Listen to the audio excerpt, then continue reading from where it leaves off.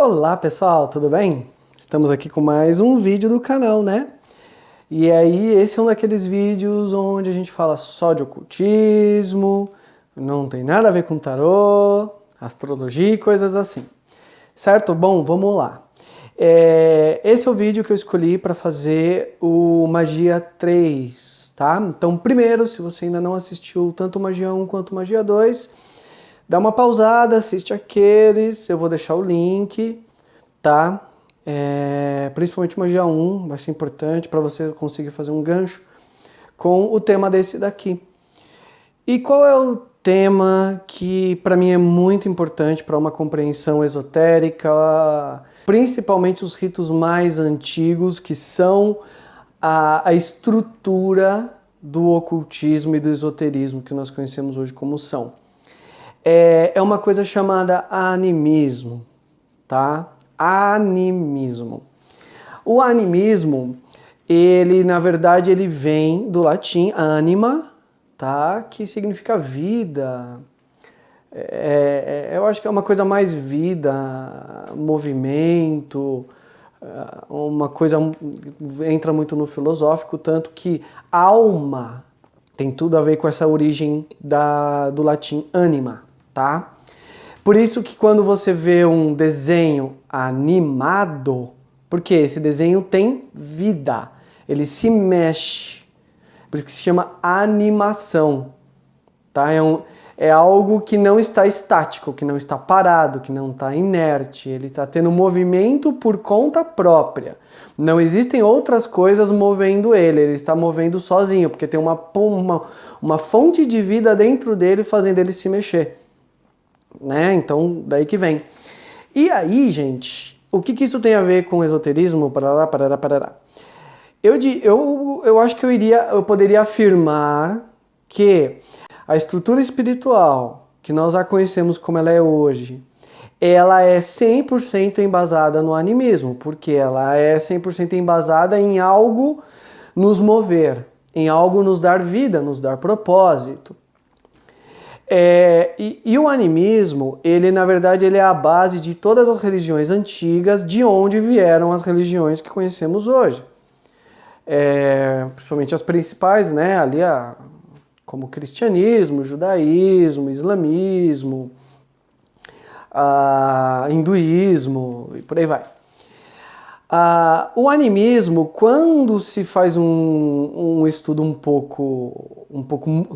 muito superficial, ele está sempre vinculado a práticas xamânicas. E aí eu vou explicar que o xamanismo, como propriamente falado, ele na verdade é a mesma coisa que animismo, só que com um nome diferente, porque alguém decidiu mudar as palavras aí, essa informação eu não tenho para passar para vocês agora.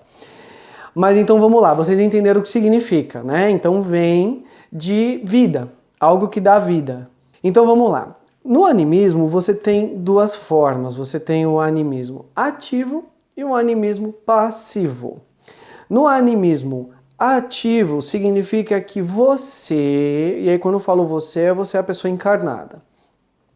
Você sai da sua zona de conforto, você sai e você vai buscar, seja no céu ou na natureza, a interação com aquela força animada, que a gente pode chamar de uma forma mais popular como deuses.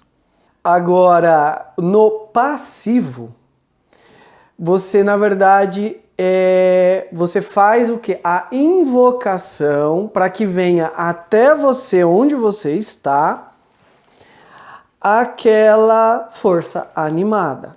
Então eu vou dar, para vocês entenderem, eu vou dar exemplos de religiões comuns que praticam o animismo passivo e o ativo. Então, por exemplo, qual seria um exemplo de um animismo ativo? No animismo ativo, se acredita de que as forças da natureza são os deuses.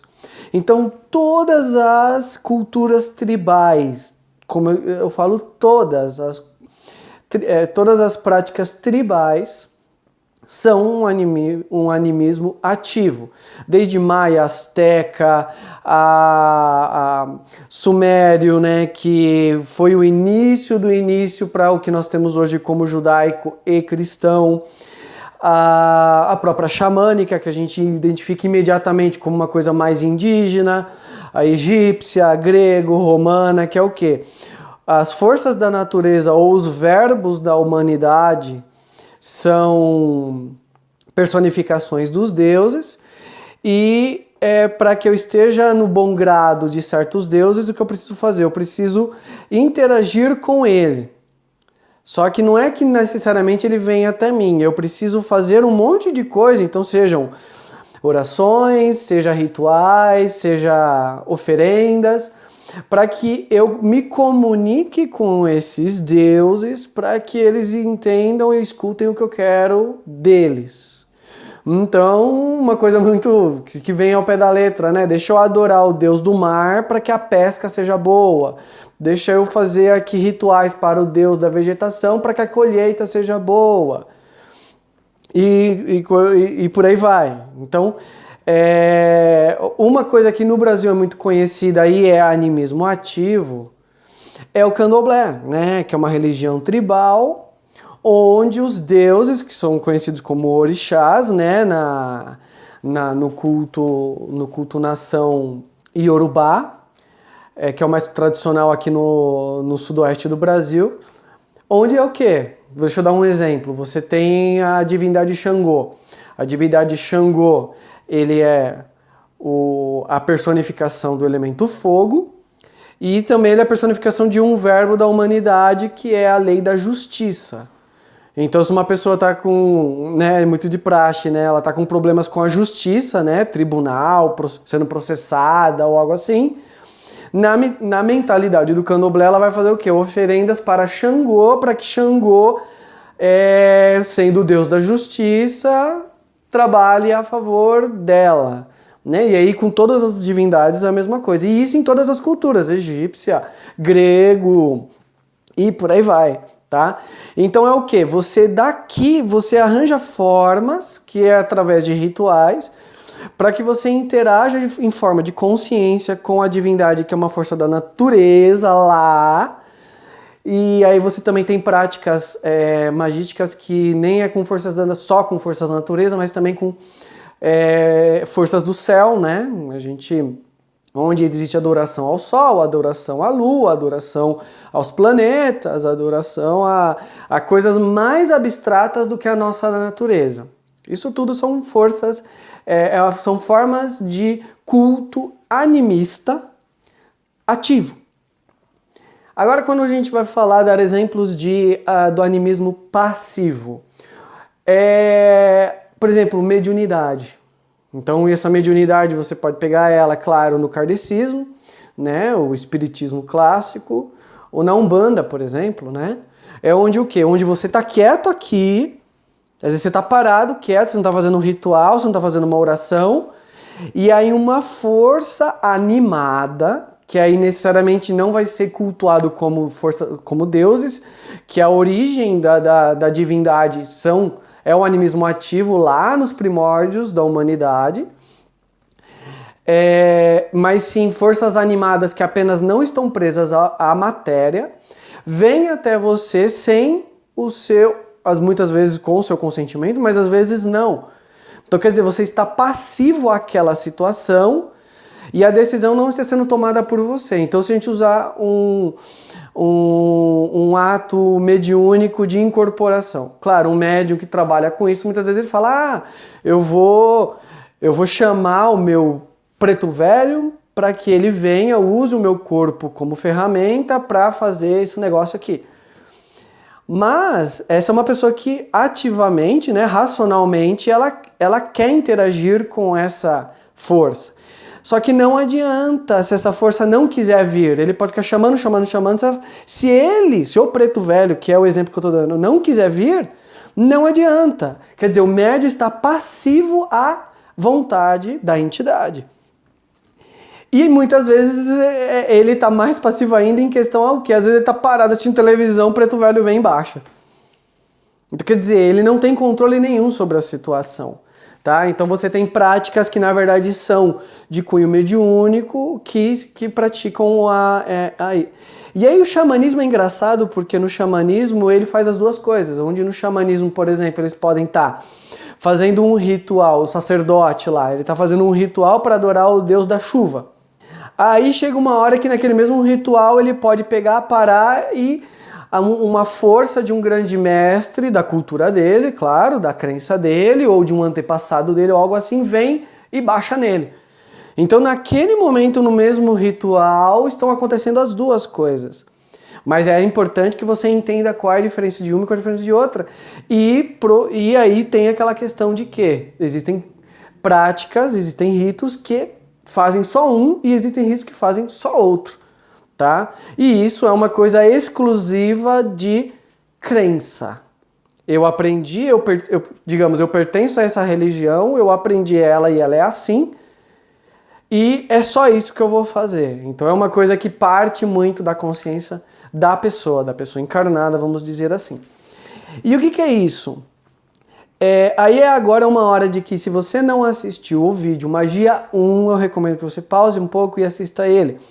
Por quê? Porque o animismo, ele trabalha muito em cima de duas coisas que eu explico no Magia 1, que é tanto a feitiçaria quanto a bruxaria. A feitiçaria é na parte do quê? Da parte do ritual, de usar ferramentas, de usar ingredientes, seja sacrifício animal, os antigos até sacrifício humano, ou seja, uma garrafa de champanhe sendo oferecida para alguma força, ou o uso das palavras através de um encantamento ou de uma oração, ou em relação a você ter nascido com alguma ferramenta energética espiritual diferenciada, que é onde a gente coloca no quadro de bruxo-bruxa, né? Que aí entra a bruxaria, a diferença para feitiçaria, onde independente de você fazer um ritual, fazer uma oferenda ou não, você ter ferramentas simplesmente na sua existência, na tua consciência divina, você ter ferramentas para interagir de forma ativa ou de forma passiva, mas mais de forma ativa, com principalmente forças da natureza, ou se você for simpático ou simpática a algum rito mediúnico, também de praticar o animismo passivo, tá? Caso esteja um pouco confuso, gente, dá uma pausada, assiste principalmente o Magia 1, assiste um pouco até aqui, assiste de novo do começo, tá? Se tiver ou a linguagem, ou... Porque eu faço o vídeo um pouco para todo mundo, e dependendo se você for muito leigo, ou se você já é uma pessoa um pouco mais que estudou já mais algumas coisas do esoterismo, então às vezes o nível de entendimento pode estar diferente. Mas eu quero passar o que eu tenho para passar para todo mundo. Seja uma pessoa que já tem um interesse e já estudou alguma coisa, seja uma pessoa que apenas tem uma curiosidade e quer ouvir esse tipo de mensagem. Então, resumindo, se a gente for pegar e falar... então o animismo, ele é a estrutura de todo e qualquer rito religioso, tá? E agora, com essa explicação que eu passei para vocês, vocês vão conseguir entender. Uma vez que você é um católico ortodoxo, você vai entender que quando você adora ao Deus bíblico, né, que é o Deus judaico também, que é Jeová. Jeová o que? Ele é uma força da natureza. Para aqueles que não sabem, o Deus Jeová foi colocar... Yahvé, né, no hebraico, ele é um dos deuses do panteão de Canaã, que era um povo do deserto, um povo nômade, e ele era um deus muito adorado para viagens, para períodos de guerra,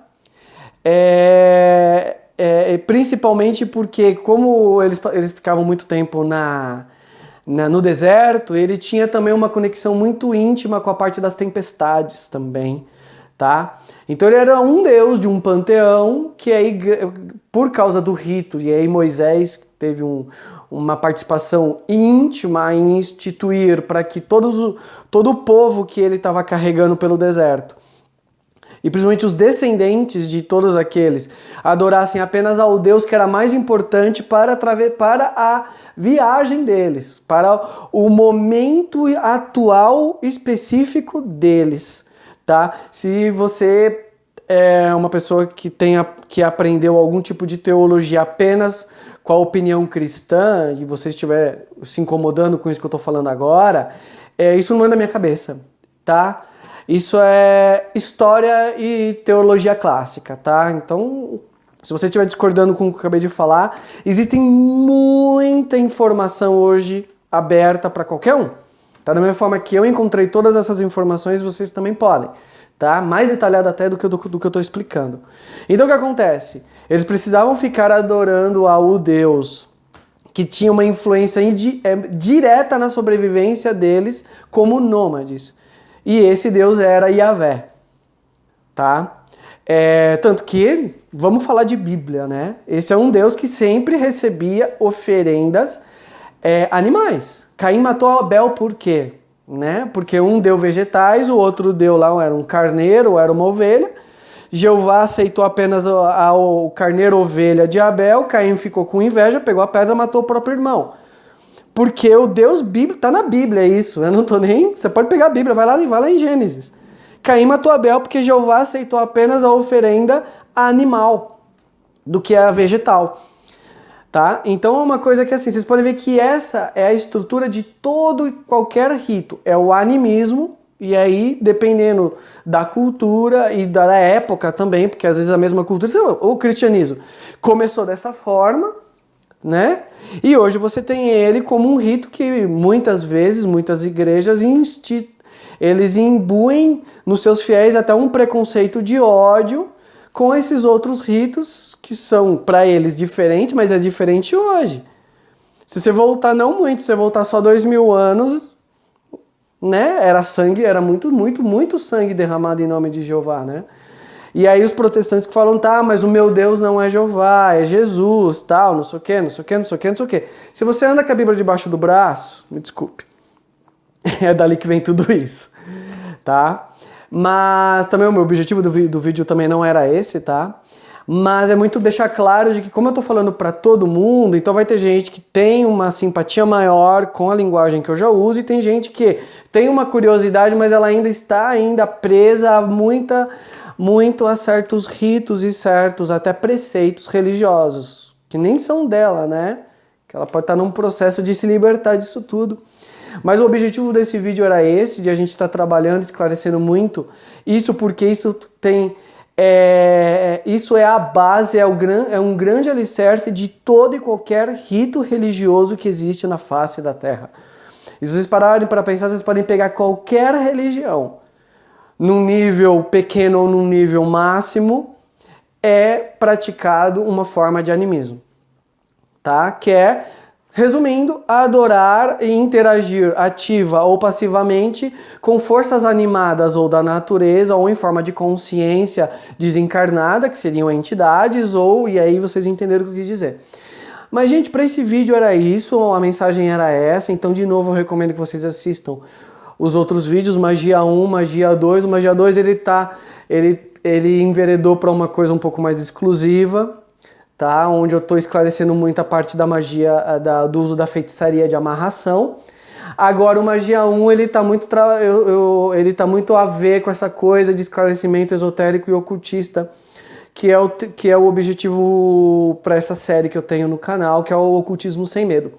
Certo, gente? Então qualquer pergunta, e principalmente que pode ser um dia tema para próximos vídeos, eu recomendo, até espero que vocês deixem nos comentários, tá?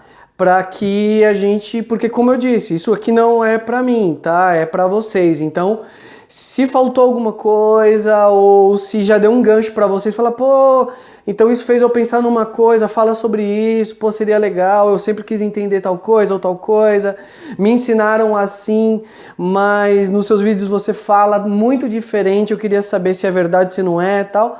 Qualquer coisa assim, deixe nos comentários, eu recomendo e até espero que vocês façam, porque é uma das coisas que faz o canal continuar crescendo. E a outra é, né, de que vocês deixem o seu curtir, compartilhem sempre os vídeos e se inscrevam no canal. É um gesto rápido e simples de vocês, mas que tem um peso muito grande para o canal, certo, gente? Bom, então para esse vídeo é isso, a mensagem era essa. Então, Ararita, gratidão a todos e um grande abraço.